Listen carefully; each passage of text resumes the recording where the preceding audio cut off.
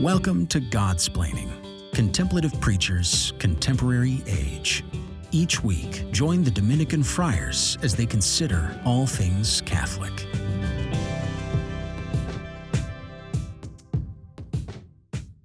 Welcome to Godsplaining and this episode of Guestsplaining. This is Father Jacob Bertrand, and today I have Father Gregory here with me, still in DC, not yet off back to Switzerland, just sitting in like a whitewashed room. It's really great. How you doing, Father Gregory?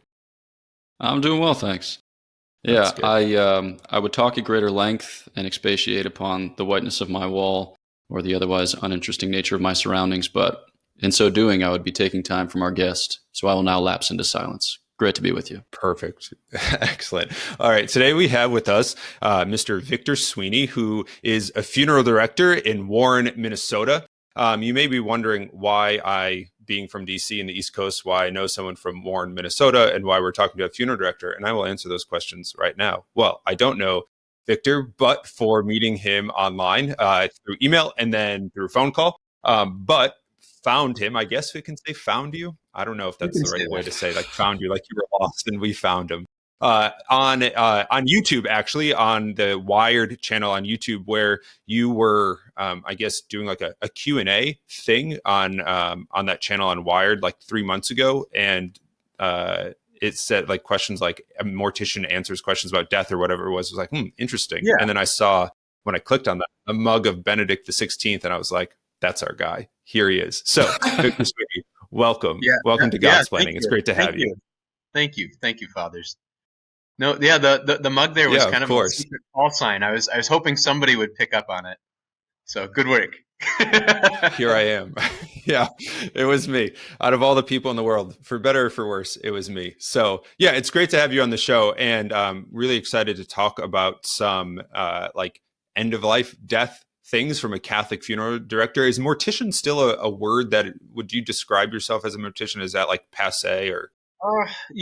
My license says mortician, but most people call it funeral director. It sounds nicer. It's less like that's true, unsettling and scientific. So funeral director is good, but either one's fine. Yeah.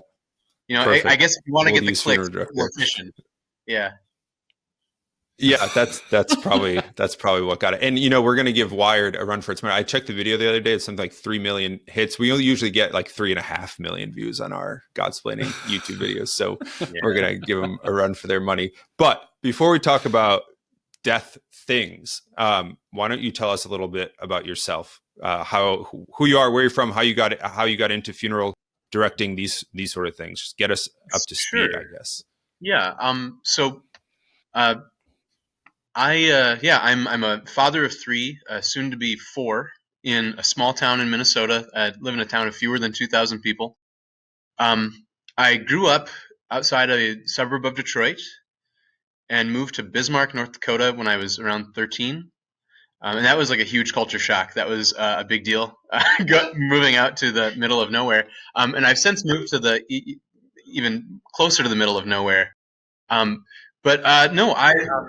tell you the truth. I always really wanted to be a priest from the time I was a little kid. Actually, my parents moved a couple years ago, and in their move, they found all my old grade school things. And I have a paper from when I was in kindergarten that says, when I grow up, I want to be a priest. And that's kind of always what I wanted to do. And in high school, I was discerning that, and a bunch of my friends were likewise discerning, and they all went off to seminary. I kind of discerned out before I got that far. So then I wasn't really sure what I wanted to do. I didn't like business. I didn't really like science. I'm not a big math guy. And then God really laughed at me and put me in a funeral business with a mortuary science degree. But it's good. It's like a nice kind of middle ground in some ways between something that's pastoral, but something that can also put bread on the table for your little kids. So it works out well. And I married my high school girlfriend. We've been married for 8 years now. And like I said, we have 3 little kids and 1 more on the way. So it's good. Life is good. It's different than I ever thought it would be. I always thought I'd like move on to bigger and better things and, run a funeral home in a city or something. And I I like small town life. I've really found it's got some benefits. Yeah, that's awesome. So thinking about the work that you do then, I guess perhaps we can start by, I don't know, talking a little bit about Catholic teachings on the importance of the body, the importance of the body, particularly at death. Father Gregory, do you want to lead us into that a little bit? Sure, yeah. I think maybe just to motivate the question, when we think about the saints in heaven, we talk about them as separated souls, and we think about them as awaiting the resurrection of the body, and yet they're wholly happy. So is the body necessary to be wholly happy in the presence of God? Is the body kind of like an appendage?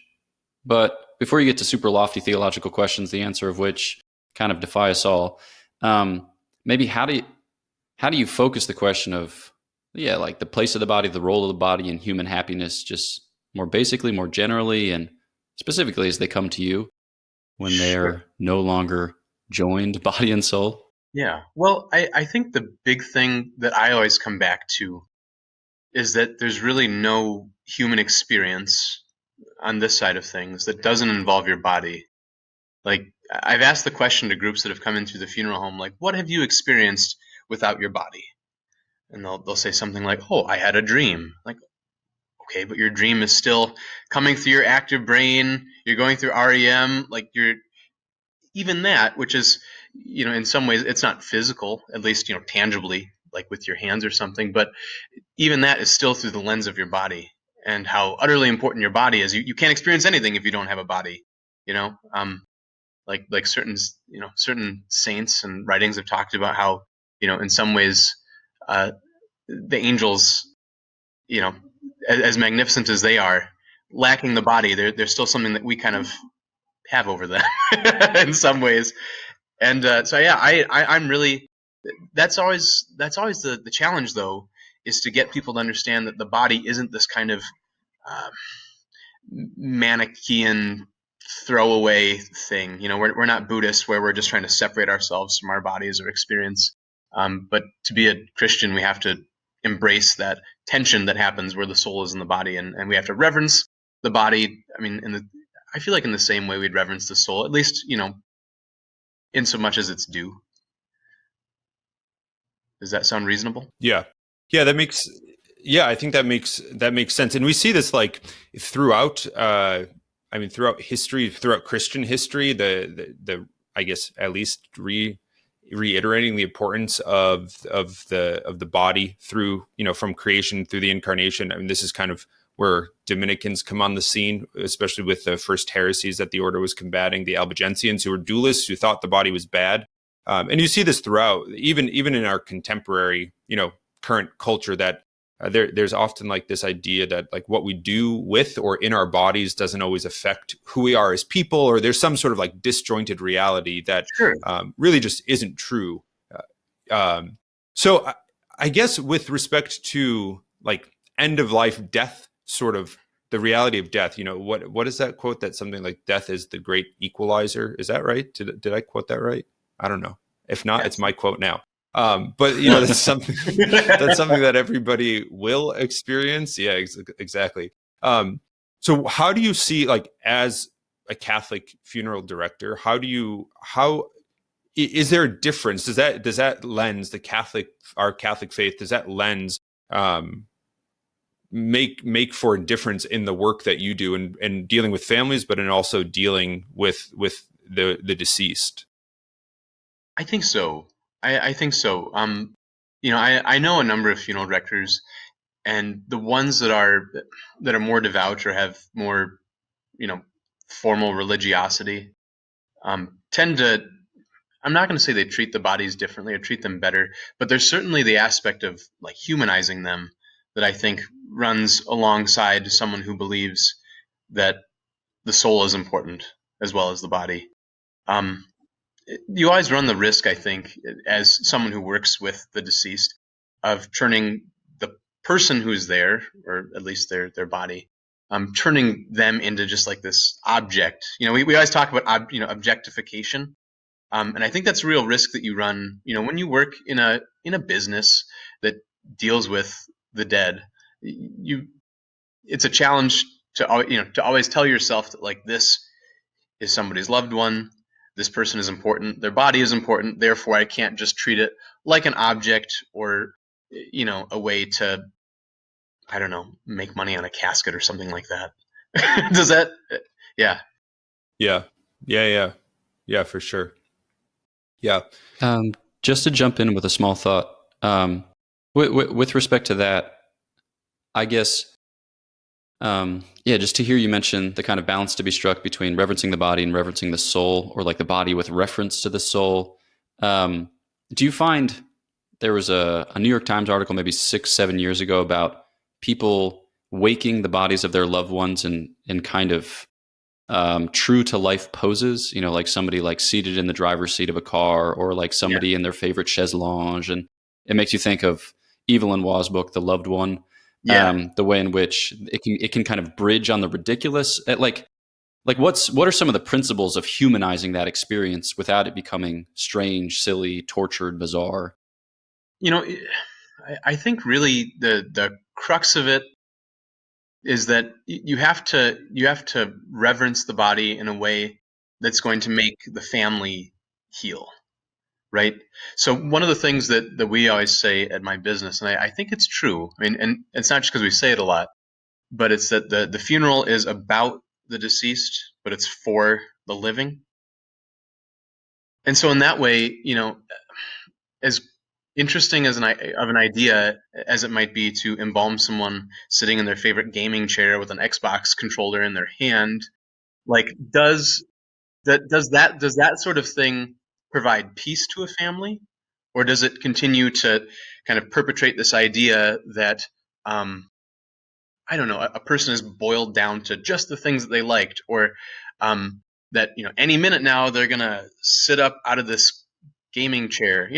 I don't know. So I think there's something about the body being in a position that I mean, I hate to say it, looks dead, but also looks peaceful, that I think can be healing. And I don't know if propping someone up in a corner is going to have that same effect.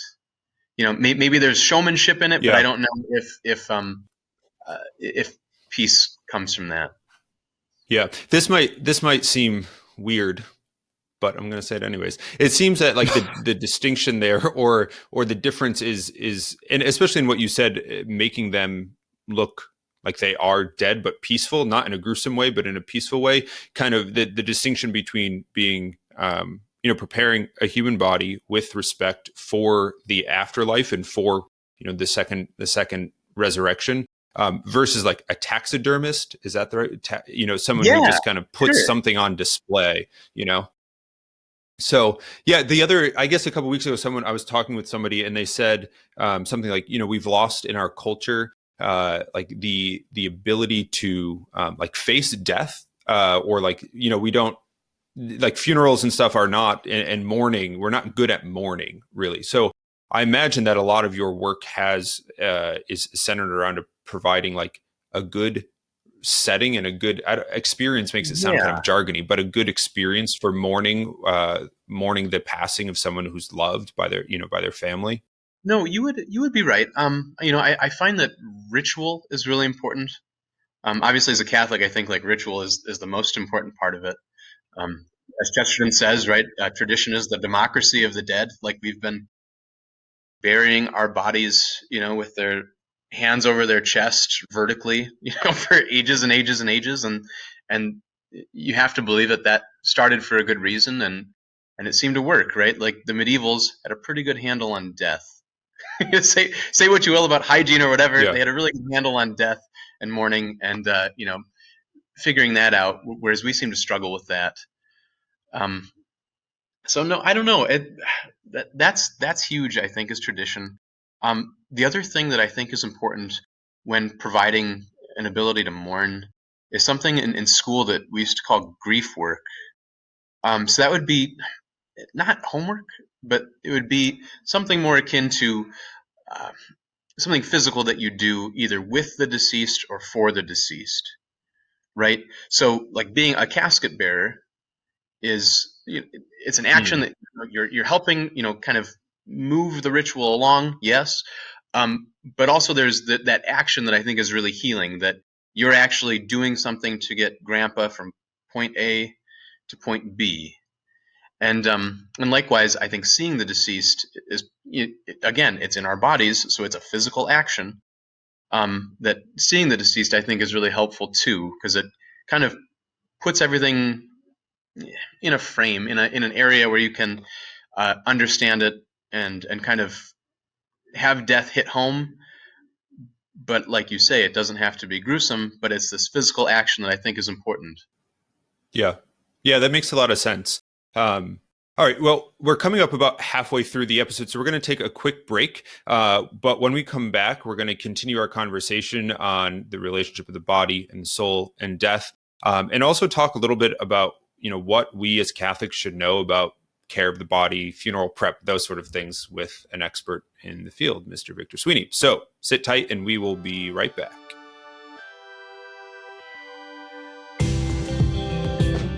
You are listening to Godsplaining. Visit us at godsplaining.org to listen to our episodes, shop our store, and donate to our podcast. All gifts go to improving the podcast and bringing the gospel to more listeners. Thanks for your support. Welcome back to Godsplaining. I'm Father Jacob Bertrand. I'm here with Father Gregory and Victor Sweeney, funeral director from Warren, Minnesota, who's talking to us about death and funeral directing and all of that. So at the top of the episode, we were talking a bit about Catholic understanding of the relationship of the body and the soul, and then preparing the body. I really liked how you said it, Victor, that the funeral is, I'm going to say it wrong, is about the deceased, but for the family. Is that right? Yeah. Is that the right putting it together? Okay. Yep. Yeah. Yep. Nailed it. So we've been talking about that, how that, yeah, perfect. How that interplays the funeral with respect to the living and the dead.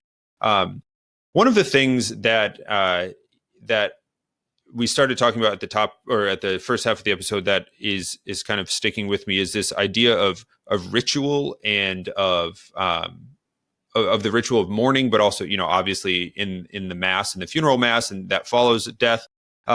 What are some sort of, rituals, small r rituals, things that are important, in your work in preparing a body for the funeral, for the viewing, these kind of things? What goes from somebody who, practices the faith and that sort of thing, what, goes into that and preparing somebody for burial? Sure. Well, there's certainly kind of the scientific aspect of my job, the actual, practicalities of embalming someone. But I guess when I think of how my faith intersects with that, it's not so much in the embalming side, but it's really with kind of the movement and the handling of the body before that, and then following the embalming. So, for instance, when someone passes away, whether it's at home on hospice or maybe at a nursing home, you don't like we said before the break, you don't want to treat the body as an object. You don't want to, just shuck them from their hospital bed onto your cot and away you roll, right? Like you're going to transfer them like you would transfer, your own grandmother. If they're small, you just pick them up and put them on the cot. If they're larger, you're going to just use gentle movements, because really, at that point, a person's body is a helpless thing, and you need to treat it gently. And it also is due a certain amount of respect.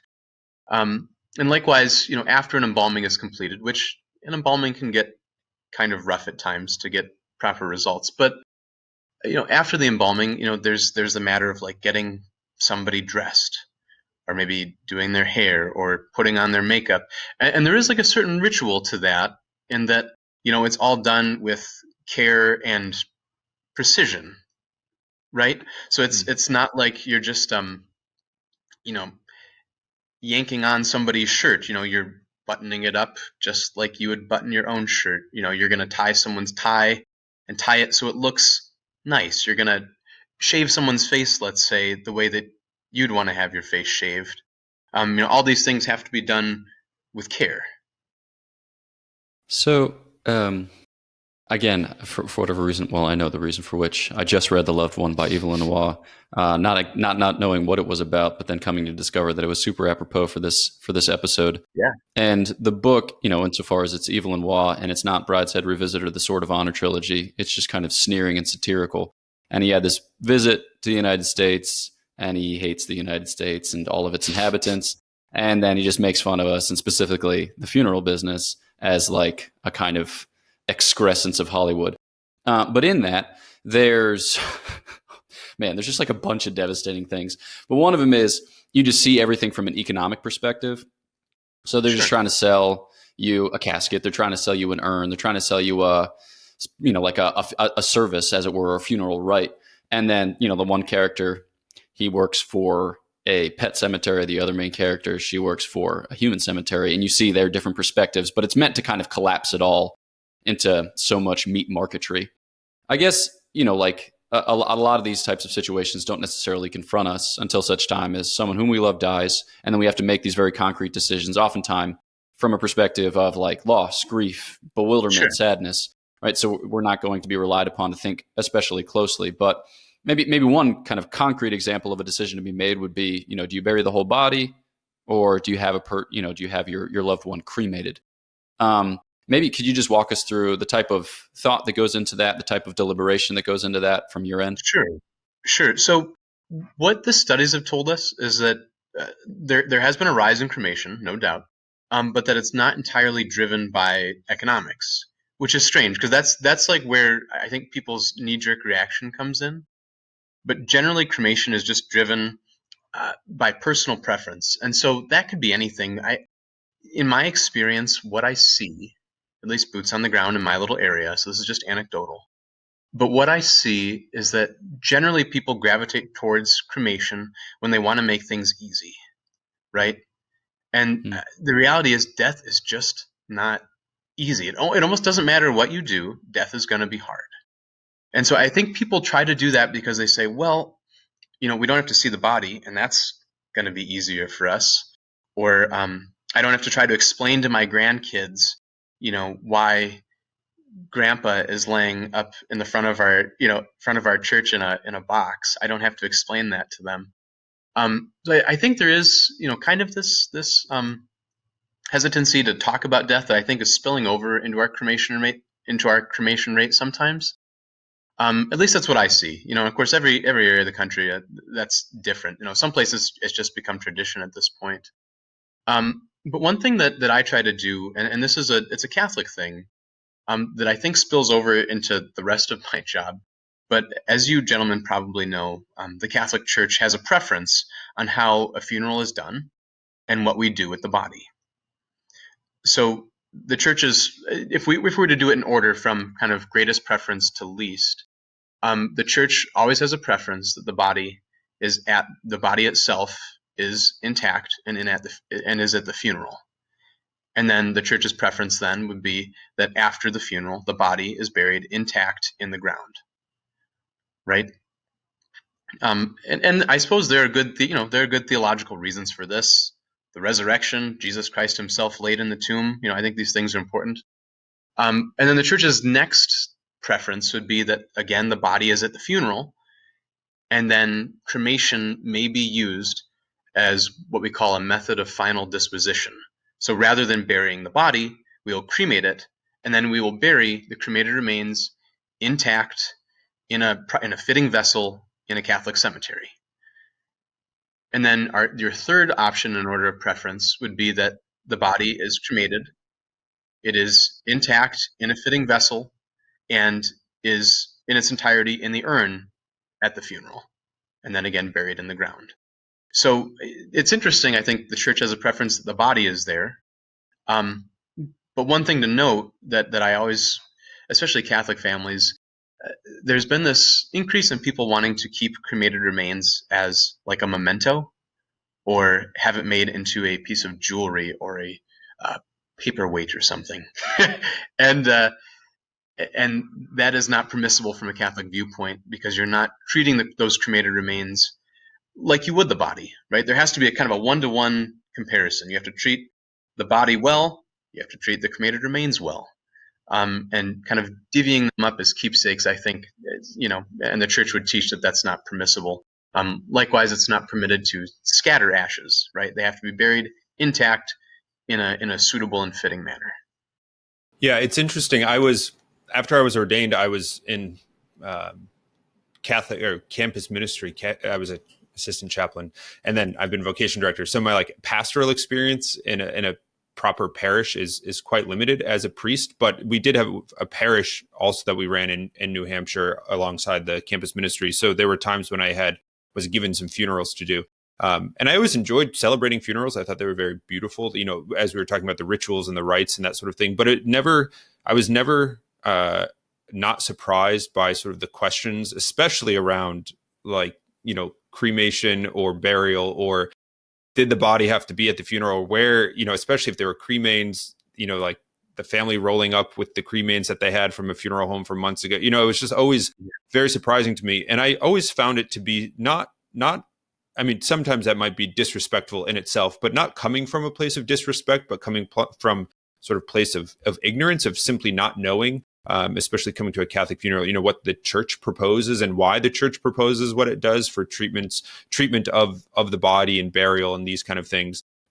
So I think knowing these things as Catholics, whether we're preparing for the burial of a loved one or even thinking about our own, death and making preparations there and that sort of thing, it's just good to know what and why the church teaches what she does in reflection of, as you said, of our Lord and of respect for the body and these sort of things. So in our remaining handful of minutes that we have left, I guess what I kind of want to ask is, what, I guess, practical tips or advice would you have for Catholics who are either, preparing for the death and burial of a loved one or their own, or, what are good things to know? So as to, you said, death is always a big deal and it's always a thing to deal with, but what are some things that might help deal with it well, I guess? I read this quote some years ago, and I think about it I work in a funeral home, so I think about it very regularly. But St. Anselm of Canterbury said that, death is the most expected thing in the world, and yet, you never know when it will come for you. Like you can't get out of it, and yet there's always kind of that mystery as to when it'll happen for yourself or your loved ones. And so I don't know. I think even the best thing I could say, maybe two things. I have something less tangible. The piece of advice there would be, just think about your own death. Honestly, I think that would cure a lot of today's ills in the world. Just thinking about your own death, not necessarily preparing for it, like putting away money or picking your casket or something, but just thinking about it, knowing that time is short, and not only for you, but with your loved ones too. And to just, if you think about your own death enough, I think it puts you in the right perspective for when it does happen to someone you know. And then I guess maybe the more practical piece of advice would be, read up on what the church teaches on death and cremation and funerals. Because most of the people that I talk to, and this would be, of any religion, generally think that a traditional funeral with the body present and a cremation with the urn are the only two options. And people should know that you can have a visitation with your loved one, and you can have their body at the funeral, and then you can have cremation following that. And for people that are worried about cost, I mean, you can save yourself thousands of dollars if you go that route, if cost is a big concern, but then you get the benefit of seeing your loved one, of doing that actual physical work, of having, I don't want to say closure, but I mean, you're having this physical experience that you can't get at any other time. It's you can never take it back. So that would be my encouragement, would be that if people are thinking about, cremation and burial as this kind of either or situation, to just really look into it in their area, even talk to their local funeral professional and just see what their options are, because most people don't know about it until it's happening to them, and it's really hard to make a decision, kind of in the heat of the moment when tensions and emotions are high. Yeah, I'm thinking in what you're saying and then what you've said throughout the episode, of this book that it's not well, I mean, I guess it's appropriate. The title is called A Time to Die. It's by Nicholas Diot, who wrote some stuff or some introductions for some of Cardinal Seurat's books. And the book is about, the subtitle is Monks on the Threshold of Eternal Life. And what the author did was visited different, famous monasteries throughout Europe and talked to the abbot and some of the monks about how the monks die in the community. And maybe it's more appropriate, as a religious, someone who lives in a community, to kind of read these experiences and be able to identify with some of them. But it was really moving just to see how these monks who, prepare for death and the death of their brothers. And I think has a lot of, translates very well over into, for the laity too. So it's not just for religious, but it's a really beautiful and book on death, really. And it was just published a couple years ago. And I think, as you were saying, like, to think about your death, that we don't do it well or enough. It doesn't have to be kind of a gruesome kind of like macabre kind of thing, but can be a really beautiful thing to think about the way by which we will, come to meet the Lord, and how we can prepare spiritually, but also practically for these things. So I think that, at least, I mean, I'm not the expert here, you are. So I was going to say those things are spot on, but like I said, you're the expert, not me. So there you have it. All right, y'all. Thanks so much for, of course. Thanks for tuning into this episode. Victor, thanks so much for being here. If you've enjoyed listening to what Victor has to say, you can check out that YouTube video put out by Wired. It's called Mortician Answers Dead Body Questions from Twitter. So it's just up a couple months ago, but I found it to be really interesting and kind of fun. So check that out if you'd like.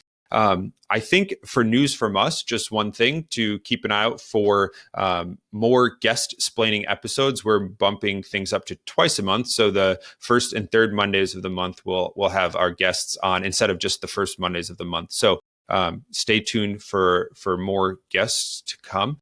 Other than that, am I forgetting anything, Father Gregory? I don't think so, right? That's kind of what we have.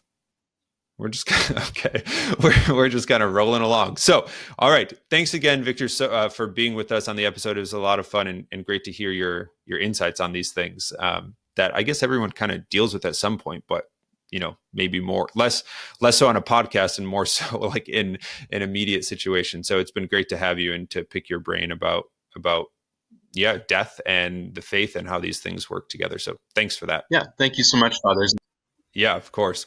To all of you who are listening, as always, we are keeping you in our prayers. Pray for us. Thank you to our sponsors and supporters, those who support us in so many ways. And until next time, God bless.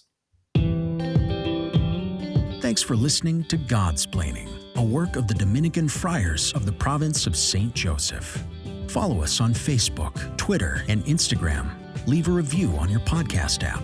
And visit us at godsplaining.org.